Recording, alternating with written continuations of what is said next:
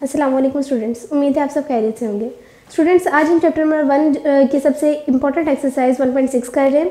1.6 जो है वो हमारी एक्सरसाइज में इन्वर्स मेथड और क्रैमर रूल है।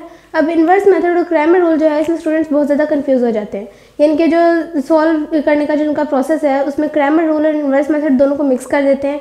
जो चीज़ क्रैमर रूल में करनी हो उसे इन्वर्स मेथड में कर देते हैं और जो इन्वर्स मेथड में करनी हो उसे क्रैमर रूल में कर देते हैं। तो आज मैं सिर्फ आपको क्वेश्चंस नहीं सिखाऊंगी बल्कि ये भी आपको क्लियर कर दूंगी कि आपने किस तरह जो है इन्वर्स मेथड और क्रैमर रूल को सॉल्व करना है। अब स्टूडेंट्स, हमारे पास जो इस एक्सरसाइज में क्रैमर रूल और इन्वर्स मेथड आ रहा है, इसमें सबसे पहले मैं डिस्कस करूंगी इन्वर्स मेथड को। इन्वर्स मेथड, अब स्टूडेंट्स इन्वर्स मेथड जो है इसके लिए फॉर्मूला यहाँ पे यूज होता है ax = b। ये भी मैं आपको बता दूंगी। सपोज कि मैंने एक यहाँ पे लिया है क्वेश्चन, एक मैंने लिया है 3y(x - 4y + 4y = 3 = 4। ये मैंने एक क्वेश्चन लिया है कोई सा भी। अब इस क्वेश्चन में सबसे पहले जो यहाँ पे वेरिएबल्स हैं उन वेरिएबल्स को मैं एक मैट्रिक्स के फॉर्म में लिखूंगी। यहाँ पे चेंज करते हैं सबसे पहले मैट्रिक्स फॉर्म में। अब मैट्रिक्स फॉर्म जो है उसमें सबसे पहले x के साथ वाला वेरिएबल आएगा जो कि है 2, उसके बाद y वाला वेरिएबल वो है 3। अब स्टूडेंट्स, हमारे पास जो माइनस वाली वैल्यूज़ होते हैं उनके साथ ज़रूरी होता है कि हमने माइनस का साइन लगाना है, तो यहाँ पे मैं इसके साथ माइनस का साइन लगा रही हूँ। इसके बाद ये वाला जो x है इसके साथ कोई वेरिएबल नहीं है, तो हम क्या सपोज करते हैं जिसके साथ कुछ भी नहीं होता उसके साथ क्या होता है 1। तो यहाँ पर मैं नीचे लिख रही हूँ 1 और यहाँ पर y की वैल्यू में क्या है 4। तो यहाँ पर स्टूडेंट्स ये जो मैंने इस वाली वैल्यू के मैंने वेरिएबल्स लिए हैं, ये मेरे पास एक मैट्रिक्स जो है वो बन गया। इसके बाद ये तो मैंने इसके वेरिएबल्स लिखे हैं। अब जो इसमें हमारे पास जो दूसरी वैल्यूज़ हैं x और y हैं, यहाँ पे मैंने कांस्टेंट वैल्यू ले ली। अब यहाँ पे वेरिएबल्स लूँगी तो वो क्या आ रहे हैं मेरे पास x और y। इससे लिखने होता है कॉलम फॉर्म में। इसके बाद इक्वल आ रहा था दोनों में, तो हम इक्वल यहाँ पे कॉमन लिखेंगे। अब इक्वल के दूसरी साइड पे क्या आ रहा है 3 और 4। अब स्टूडेंट्स, हमारे पास ये जो मैट्रिक्स बना है इसे हम कंसिडर करते हैं कि ये हमारे पास क्या है a।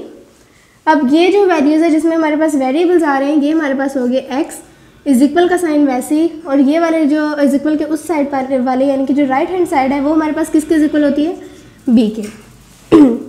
स्टूडेंट्स, अब आपने देखा कि ये वाली जो चीज़ है ये मेरे पास ये फॉर्म में आ रही है। अब यहाँ पे इन्वर्स मेथड जो है वो सिंपल हमने जो हमारे पास क्वेश्चन है उसी की फॉर्म में हमने लिखना होता है। यहाँ पे मेरे पास आ रहा है ax = b। तो यहाँ पे अब a जो है ये हमने क्योंकि x और y की वैल्यूज़ निकालनी होती हैं जो इक्वल होती हैं x के, तो x को इक्वल के इधर रहने देंगे, इस a को इक्वल के दूसरी साइड पे लेके जाएंगे। तो जब ये a इक्वल के दूसरी साइड पे जाएगा तो ये क्या हो जाएगा, a की पावर यहाँ पे 1 थी, इधर -1 हो जाएगी। और स्टूडेंट्स, हमारे पास जो चैप्टर नंबर 1 है इसमें a की पावर ये जो -1 है, इस -1 को हम बोलते हैं इन्वर्स। और इन्वर्स किसके इक्वल होता है, एडजॉइंट ऑफ a ओवर में a का डिटर्मिनेंट। तो अब हमारे पास ये फॉर्मूला क्या बन जाएगा, x = adjoint of a over में a का determinant and multiply by b।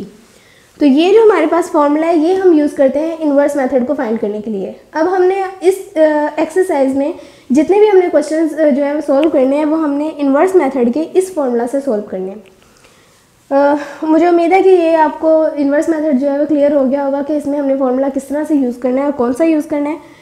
इसके अलावा भी अगर आपको ये समझ नहीं आई है तो मैं आपको बताती चलूँ कि जो क्रैमर रूल है उसमें हम लोग यूज़ करते हैं जो फॉर्मूला उसमें इन्वर्स नहीं आता है।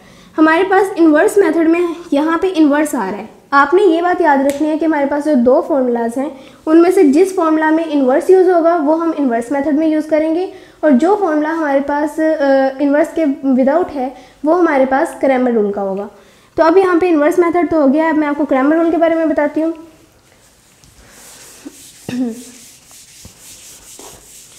स्टूडेंट्स, यही फॉर्म हमारे पास मैट्रिक्स फॉर्म मैंने यही ली है। अब इसमें हमने अगर क्रैमर रूल फाइंड करना है, पहले हमने इन्वर्स मेथड का पता किया कि उसमें कौन सा फॉर्मूला लगता है। अब क्रैमर रूल, तो स्टूडेंट्स क्रैमर रूल में हमारे पास फॉर्मूला लगता है x और y की वैल्यूज़ फाइंड करनी होती हैं। तो x की वैल्यू हमारे पास क्या होती है, ए एक्स का डिटर्मिनेंट ओवर में ए का डिटर्मिनेंट। x की वैल्यू हम इस तरह फाइंड करते हैं। और y हमारे पास होता है ए वाई का डिटर्मिनेंट ओवर में ए का डिटर्मिनेंट।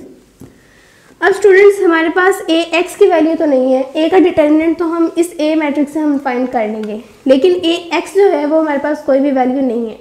तो हम ए एक्स की वैल्यू इस तरह बनाते हैं, ए एक्स हमारे पास इज इक्वल होता है, डिटर्मिनेंट वैसे ही लेंगे। ए एक्स में हम क्या करते हैं, हमारे पास ये और ये जो वैल्यू है ए और बी, हमने इसको सिलेक्ट करना है। यहाँ पे मैं ले लेती हूँ साइड पे 2 1, बल्कि मैं आपकी आसानी के लिए इसको रेज करती हूँ। यहाँ पे मैं लिख रही हूँ 2 1 -3 और 4, और ये वाला जो मैट्रिक्स है इसे भी मैं साथ ही लिख रही हूँ। अब स्टूडेंट्स हमें पता है कि x जो है वो अल्फ़ाबेट्स में x पहले आता है और y बाद में आता है, तो हम कंसिडर कर सकते हैं कि x हमारे पास 1 है और y हमारे पास 2 है। अब ए एक्स की जो वैल्यूज़ है उसमें हम किस तरह बनाएंगे मैट्रिक्स के, उसमें हमारे पास जो फर्स्ट वाली वैल्यू होगी उसे हम एक्सचेंज करेंगे b वैल्यू के साथ। x हमारे पास 1 पे होता है, तो x में हम फर्स्ट जो कॉलम है हमारे पास ये वाला कॉलम, इस कॉलम को हम चेंज करेंगे इस कॉलम के साथ, यानी कि यहाँ पे मैं लिख दूंगी 3 और 4। फर्स्ट ये वाला कॉलम मैंने बिल्कुल चेंज कर दिया और ये वाला कॉलम साथ वैसे ही आ जाएगा। ये हमने सॉल्व कर दी है ए एक्स की वैल्यू, हमारे पास ए एक्स की वैल्यू आ गई है। अब हमने अगर ए वाई की वैल्यू फाइंड करनी है तो ए वाई में हम क्या करेंगे, यहाँ पे ए वाई की अब मैं वैल्यू लेती हूँ। ए वाई में सेकंड कॉलम हमने चेंज करना है क्योंकि ए वाई की वैल्यू सेकंड पे आती है, तो ए वाई की वैल्यू हमने लाने के लिए सेकंड वाली वैल्यू जो है एक्सचेंज करना है। तो ये वाला कॉलम हमारे पास, ये वाला कॉलम, सेकंड वाला कॉलम हमारे पास चेंज होगा। उसकी जगह पे हम क्या लिखेंगे, फर्स्ट कॉलम वैसे ही आ जाएगा और सेकंड कॉलम की जगह पे हम क्या लिख देंगे 3 और 4। स्टूडेंट्स यहाँ पे मैं आपको क्लियर कर दूँ कि हमारे पास ए एक्स और ए वाई की वैल्यूज़ इस तरह आती हैं कि ए एक्स की वैल्यू में हम लोग जो हमारे पास ए मैट्रिक्स होता है उसका फर्स्ट कॉलम चेंज करते हैं बी के साथ, और ए वाई की वैल्यू फाइंड करने के लिए हम सेकंड कॉलम चेंज करते हैं बी के साथ। तो इस तरह हमारे पास ये वाले जो फॉर्मूलाज हैं एक क्रैमर रूल के लिए हैं। अब इन्वर्स मेथड और क्रैमर रूल के फॉर्मूलाज आपको बता दिए हैं, अब इसके क्वेश्चन की तरफ बढ़ते हैं। तो मैं एक्सरसाइज 1.6 का एक इंपॉर्टेंट क्वेश्चन जो है क्वेश्चन नंबर 7 वो ले रही हूँ, तो क्वेश्चन करते हैं आगे। तो स्टूडेंट्स अब हमारे पास जो मैंने क्वेश्चन ले लिया 1.6 का क्वेश्चन नंबर 7, इससे पहले हम लोग क्रैमर रूल से सॉल्व करते हैं, क्योंकि क्रैमर रूल जो लास्ट पे किया उसमें ज़्यादा कंफ्यूजन होती है, तो मैं वो पहले करवा देती हूँ। क्रैमर रूल स्टूडेंट्स मैंने आपको बताया था कि ये हमारे पास जो फर्स्ट वाले जो लेफ्ट हैंड साइड होती है उसमें से हम एक मैट्रिक्स निकालते हैं। वो मेरे पास क्या आ रहा है 2 -2 -5 एंड -2, ये बन गया एक मैट्रिक्स। साथ में वेरिएबल्स आएंगे और इज इक्वल के दूसरी साइड पे 4 और -10 आएगा। इसके बाद ये वाला जो मैट्रिक्स है ये मेरे पास होगा A, ये वाला मैट्रिक्स है X और इज इक्वल के साइड पे ये वाला मैट्रिक्स है B। अब स्टूडेंट्स हम लोग x और y के वेरिएबल्स ये लेफ्ट हैंड साइड पे इसलिए लिख रहे हैं क्योंकि ये वाली पूरी वैल्यू जो है हमारे पास x और y के साथ ये लेफ्ट हैंड साइड पे है, तो ये हम इज इक्वल के उस साइड पे नहीं लिख सकते हैं, इसलिए मैं इसे लेफ्ट हैंड साइड पे ही लिखूंगी। इसके बाद क्रैमर रूल को सॉल्व करने के लिए हमें पता है कि हमारे पास फॉर्मूलाज होते हैं x और y को फाइंड करने के लिए ए एक्स का डिटर्मिनेंट ओवर में a का डिटर्मिनेंट, और y को फाइंड करने के लिए ए वाई का डिटर्मिनेंट ओवर में a का डिटर्मिनेंट। अब स्टूडेंट्स पहले मैं ए एक्स को फाइंड करूंगी। मैंने आपको बताया था कि ए एक्स को फाइंड करने के लिए हम जो फर्स्ट कॉलम होता है x को फाइंड करने के लिए फर्स्ट कॉलम को चेंज करेंगे b के साथ, तो यहाँ पे आएगा 4 -10 और सेकंड कॉलम वैसे ही आ जाएगा। अब ये स्टूडेंट्स हमारे पास ए एक्स है, ए एक्स का डिटर्मिनेंट फाइंड करने के लिए क्या करेंगे, ये वाली वैल्यूज़ को मल्टीप्लाई करेंगे। 4 -2 दरमियान में माइनस का साइन आएगा, अब ये वाली वैल्यूज़ मल्टीप्लाई होंगी -10 एंड -2, यहाँ पे आएगा -8 माइनस ये आपस में मल्टीप्लाई होंगे तो 20, -8 -20 इज इक्वल टू -28। तो ए एक्स की वैल्यू क्या आ जाएगी ए एक्स का डिटर्मिनेंट -28 के इज इक्वल, तो इसे यहाँ पे साइड पे लिख लेते हैं A x determinant is equal to -28। अब ए एक्स हमारे पास आ गया है, तो यहाँ पे अब हम फाइंड कर लेते हैं ए वाई को।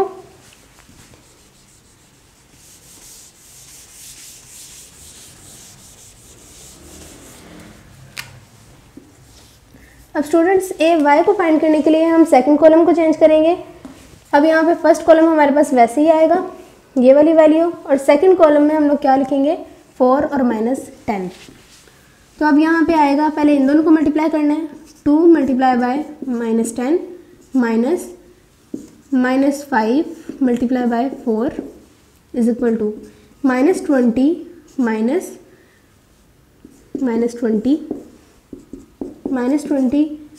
प्लस 20 इज इक्वल टू 0, यानी कि ए वाई का डिटर्मिनेंट हमारे पास किसके इज इक्वल आ रहा है 0 के इज इक्वल। स्टूडेंट्स हमने यहाँ पे ए वाई की वैल्यू फाइंड कर ली है। अब यहाँ पे लिख देते हैं ए वाई की वैल्यू। अब स्टूडेंट्स हमने ए एक्स की वैल्यू भी फाइंड कर लिया है, ए वाई की वैल्यू भी फाइंड कर लिया है। अब ए का डिटर्मिनेंट हमने फाइंड करना है, वो करते हैं। यहाँ पे अब ए का डिटर्मिनेंट हमारे पास लेंगे इसी ए वाली मैट्रिक्स का, 2 -5 -2 एंड -2। पहले इसको मल्टीप्लाई करेंगे, 2 मल्टीप्लाई बाय -2 -5 मल्टीप्लाई बाय -2, ये वाली वैल्यूज, -4 माइनस इन्हें मल्टीप्लाई करेंगे तो आएगा 20 इज इक्वल टू 10, -4 -10 यहाँ पे आ जाएगा -14। तो हमारे पास ए का डिटर्मिनेंट किसके इज इक्वल आ जाएगा -14 के। अब हम यहाँ पे ए का डिटर्मिनेंट भी लिख लेते हैं। अब स्टूडेंट्स हमारे पास ए एक्स की वैल्यू भी आ गई है, ए वाई की भी, और ए का डिटर्मिनेंट भी आ गया है। तो सिंपल अब हमने क्या करना है, वैल्यूज पुट करनी है और आंसर निकालना है। पहले अब हम यहाँ पे x की वैल्यू फाइंड करते हैं। तो x की वैल्यू में आता है ए एक्स का डिटर्मिनेंट और a का डिटर्मिनेंट। तो ए एक्स की वैल्यू हमारे पास क्या आई थी -28, ओवर में a का डिटर्मिनेंट आया है -14। तो ये कटिंग होगी तो क्या आएगा 2, x की वैल्यू हमारे पास आ जाएगी 2। अब y की वैल्यू फाइंड करनी है, उसके लिए हमारे पास फॉर्मूला क्या है, ए वाई का डिटर्मिनेंट ओवर में a का डिटर्मिनेंट। एक y की वैल्यू है 0 और a का डिटर्मिनेंट क्या है -14। स्टूडेंट्स हमें पता है कि 0 के ओवर में जो भी वैल्यू आती है वो 0 हो जाती है, तो y हमारे पास किसके इक्वल आ जाएगा 0 के। अब स्टूडेंट्स हमारे पास क्रैमर रूल जो है वो कंप्लीट हो गया है। हमने क्या करना है इसमें कि ए एक्स और ए वाई की वैल्यू फाइंड करनी है पहले, उसके बाद हमने ए का डिटर्मिनेंट फाइंड करना है और वैल्यूज पुट करनी है। तो हमारे पास क्रैमर रूल जो है इसका आंसर आ जाएगा, एक्स और वाई की वैल्यूज आ चुकी हैं। अब इसके बाद करते हैं इन्वर्स मेथड। इन्वर्स मेथड और क्रैमर रूल में ये भी चीज़ कॉमन आती है कि जब हम इन दोनों का आंसर लेते हैं तो दोनों का आंसर हमारे पास सेम आता है। अब मैं यहाँ पे लिख लेती हूँ जो हमने क्रैमर रूल में एक्स और वाई की वैल्यूज निकाली है, इन्वर्स मेथड में भी दोनों सेम आएंगी। आगे हम करते हैं inverse method. Students inverse method में भी हमने सेम वही चीज़ करनी है कि पहले हम यहाँ पे लिखेंगे वही जो मैट्रिक्स हमने निकालना है, x और y इज इक्वल टू 4 और -10। ये चीज़ हमारे पास सेम आएगी, हमारे पास a, x और b। इसके बाद स्टूडेंट्स हमारे पास इन्वर्स मेथड जो है उसमें फॉर्मूला यही वाला लगेगा, ये जो हमारे पास यहाँ पे बन रहा है ax is equal to b। अब यहाँ पे क्या करेंगे, a हमारे पास यहाँ पे जो है इसका पावर जो है वो हमारे पास पॉजिटिव में, इस साइड पे जाके नेगेटिव में हो जाएगी। हमने अब क्या करना है, ए वाई का इन्वर्स फाइंड करना है, ए का इन्वर्स फाइंड करना है। तो ए का इन्वर्स हमारे पास किसके इक्वल होता है, एडजॉइंट ऑफ ए ओवर में ए का डिटर्मिनेंट। तो यहाँ पे पहले हम एडजॉइंट ऑफ ए कर लेते हैं फाइंड, एडजॉइंट ऑफ ए का एडजॉइंट फाइंड करना है। तो ए पहले हमारे पास किसके इक्वल है, ए की वैल्यू ये है। अब जब इसका एडजॉइंट फाइंड करेंगे तो एडजॉइंट में क्या होता है, ये दोनों वैल्यूज जो होती हैं ये चेंज हो जाती हैं आपस में, -2 यहाँ पे आ जाएगा और 2 यहाँ पे आ जाएगा, और इन वैल्यूज़ के साइन चेंज हो जाते हैं। तो दोनों हमारे पास नेगेटिव में थे, तो यहाँ पे हम दोनों को पॉजिटिव में लिख देंगे। ये हमारे पास आ जाएगा एडजॉइंट ऑफ ए। अब हमारे पास ए का डिटर्मिनेंट फाइंड करना है, तो हमने क्रैमर रूल में ए का डिटर्मिनेंट फाइंड किया था वो हमारे पास क्या आया था, -14। मैं यहाँ पे शॉर्ट में कर रही हूँ क्योंकि पहले से मैंने वैल्यू फाइंड की हुई थी। आप जब क्रैमर रूल और इन्वर्स मेथड करेंगे तो दोनों में जो ए का डिटर्मिनेंट है दोनों में 1 बाय 1 फाइंड करना है। यहाँ पे अब एडजॉइंट ऑफ ए भी आ गया और ए का डिटर्मिनेंट भी आ गया, तो वैल्यूज़ हम यहाँ पे फाइंड कर लेते हैं।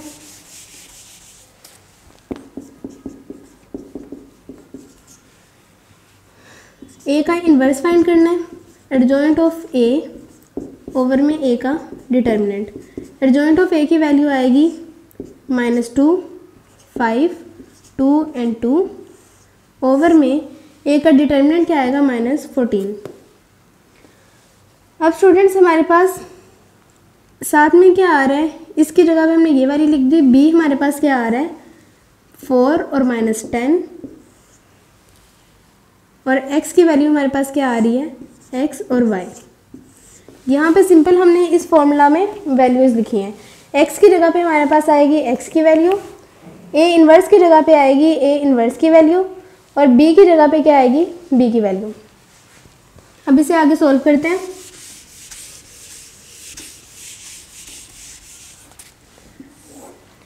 स्टूडेंट्स अब आगे यहाँ पे x और y ये वैसे ही आएगा, इज इक्वल टू, ये वैल्यूज़ आपस में मल्टीप्लाई हो जाएंगी। तो यहाँ पे क्या आएगा, पहले ये फर्स्ट रो जो है उसे फर्स्ट कॉलम से मल्टीप्लाई करेंगे, -2 multiply by 4 plus 2 multiply by -10,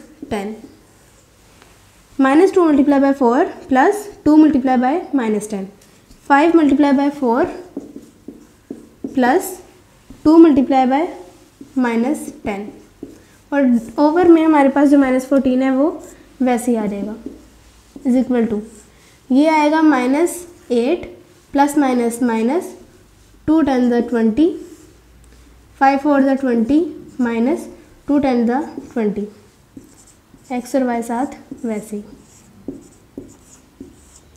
is equal to, over में -14 भी है, ये आ जाएगा -28 और ये कटिंग हो जाएगा 0 और -14। अब स्टूडेंट्स -14 जो है वो दोनों के साथ डिवाइड हो रहा है, तो यहाँ पे हम लिख सकते हैं -28 divided by -14 and 0 multiply by -14। ये कटिंग होगा तो आंसर क्या आएगा 2, और 0 के ओवर में कोई भी वैल्यू हो तो वो 0 हो जाती है। तो हमारे पास ये वैल्यू क्या बन रही है, x y is equal to 2 and 0।